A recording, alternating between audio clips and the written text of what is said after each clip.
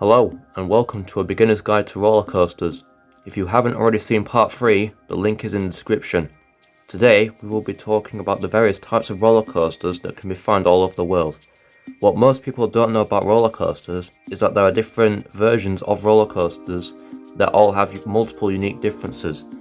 The differences in roller coaster models can vary, whether it's the emphasis of certain elements throughout its layout, or simply by how they're built.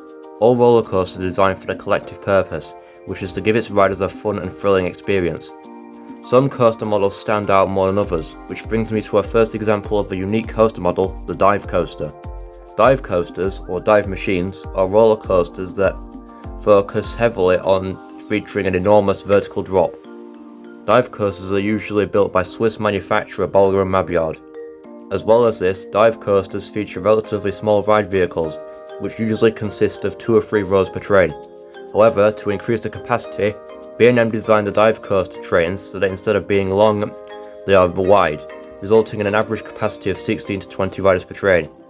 Such notable dive coasters include Oblivion at Alton Towers, Baron 1898 at Efteling, and more recently, Dr. Diabolical's Cliffhanger at Six Flags Fiesta Texas, which features the first beyond vertical drop on a dive coaster, achieving a 95-degree drop, unlike most other dive coasters which have a 90-degree drop. How about a coaster model that focuses on drops steeper than 90 degrees, the Eurofighter Coaster? A Eurofighter, exclusively manufactured by German manufacturer Gerstlauer, is different than that of a dive coaster, with the ability to feature a beyond vertical drop. Most average Eurofighters feature a drop with a maximum vertical angle of around 95 to 100 degrees. As well as this, a Eurofighter features trains similar to dive coasters, but much less wide.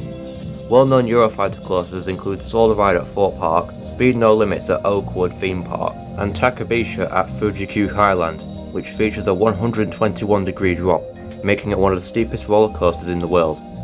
Let's move on from roller coasters with huge drops to coasters with other important features.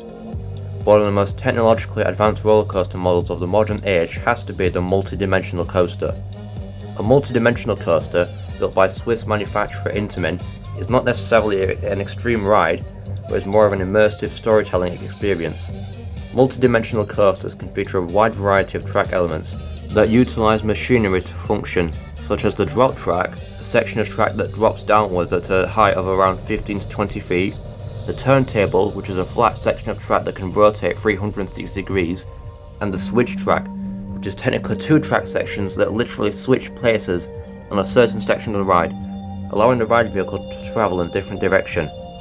The first multi-dimensional coaster was 13 at Alton Towers, and although the ride's only unique feature was the world's first drop track, it paved the way for more advanced multi-dimensional coasters to be constructed, such as Inferno at Cinecittà World in Italy, and Studio Tour at Movie Park Germany. How about a coaster model that is less obvious than some others? This brings us to the prefabricated wooden coaster.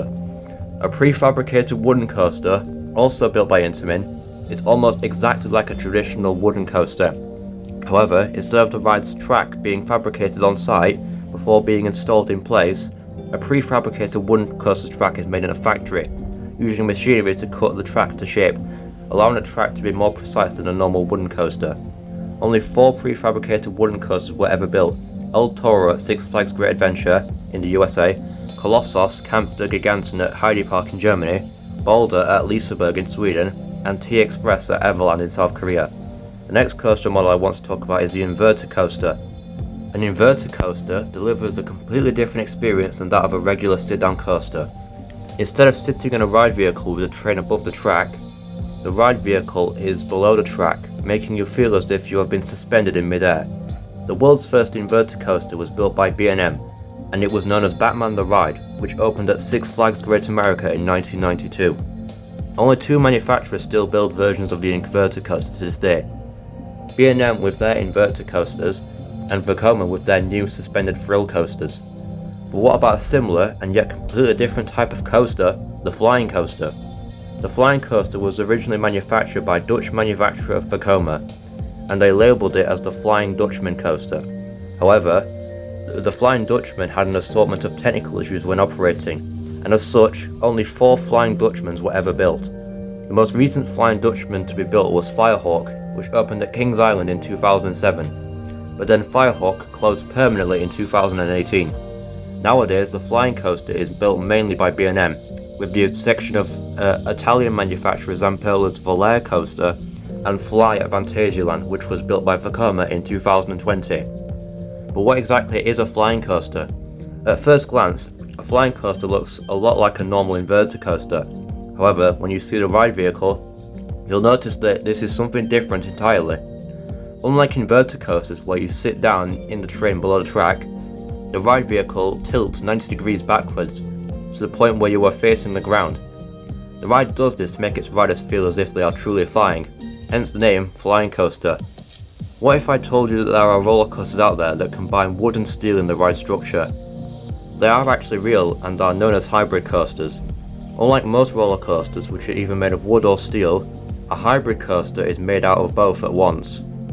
Most hybrid coasters, which are usually built by American manufacturer Rocky Mountain Construction, feature steel track and wood supports, allowing what most people would think is a wooden coaster to perform elements like no other, including inversions. There are a lot of roller coasters that are unique simply because of their ride vehicles, which brings me to the wing coaster.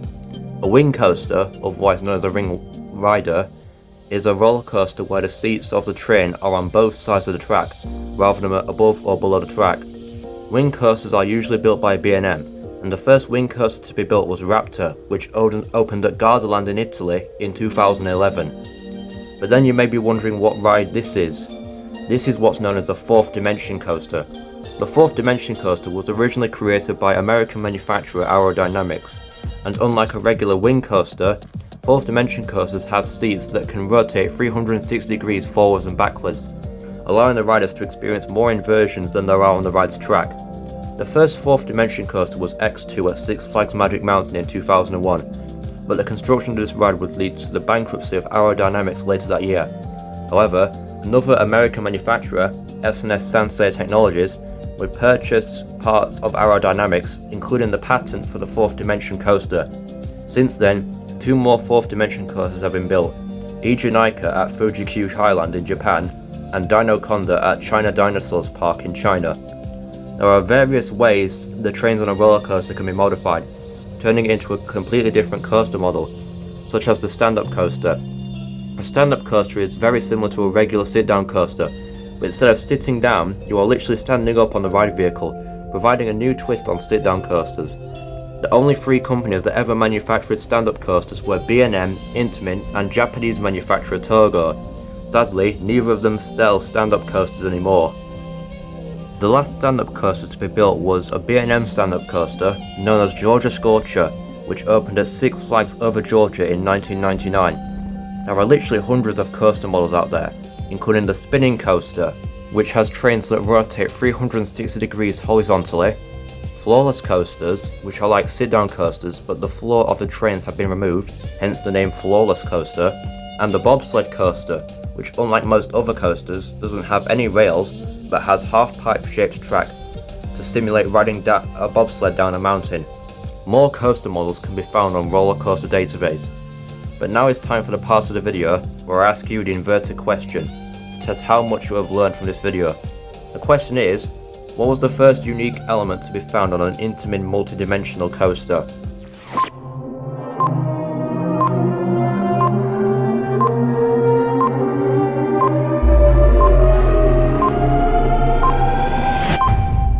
If you guessed the drop track, then you are correct. That is it for this episode of A Beginner's Guide to Roller Coasters. In the next episode, I will be talking about the forces that are experienced on roller coasters and how they affect its riders. Thank you for watching, and I will see you in the next video.